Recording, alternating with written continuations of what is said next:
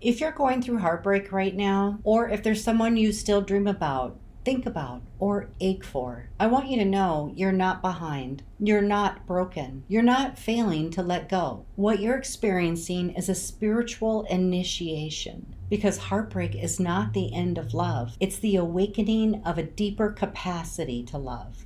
Hi, I'm Diana Palm, and I help people heal the heart across lifetimes by releasing old soul contracts, connecting with loved ones in spirit, and reopening to new love. Love doesn't end at death or the end of a relationship, it evolves. And when your heart heals, your life transforms in this life and the next. Welcome. Your journey back to love continues here.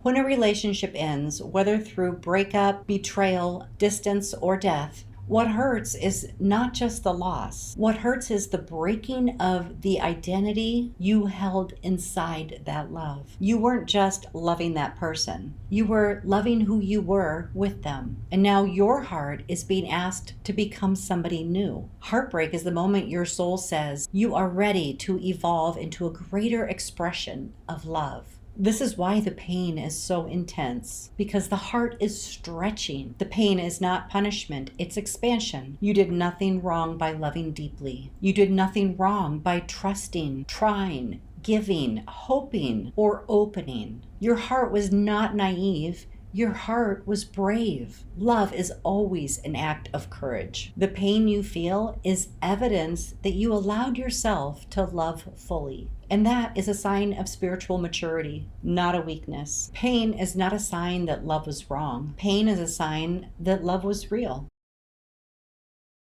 Every major heartbreak in your life marks a threshold, a moment where your soul says, you have learned from the love that came before. You are ready to integrate those lessons, and now you're being prepared to receive more love than you have ever known. But here's the key. You cannot bring your old identity into the new love. You must release the old story, the old emotional imprint, the old expectations, the old patterns, and the old self that you were in that relationship. This is the initiation, letting the heart become wiser without becoming closed.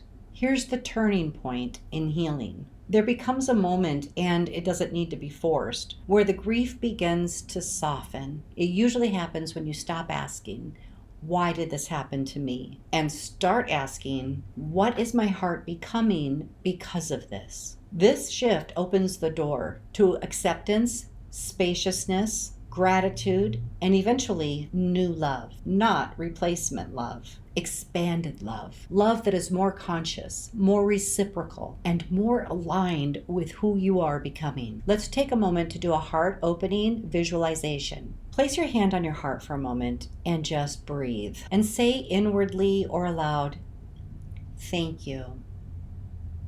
Thank you for the love that was shared, for the growth that has come, for who I have become because of this.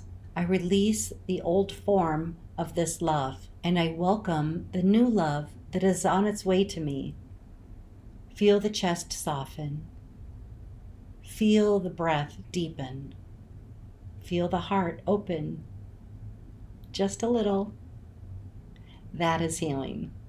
Not all at once, but moment to moment. If you're in this stage of your journey, you don't need to do this alone. The Love Book is my step-by-step heart healing process to release past love and trauma and open your heart to healthy, wholehearted, deeply aligned love. And if you're feeling called to deeper support, I offer private heart healing sessions where we can complete soul contracts, whether the person is living or past, so your heart can finally rest and reopen. Both are linked below. In the next episode, we're going to talk about how to reopen your heart after betrayal, divorce, or loss without repeating past patterns. Watch the next episode now.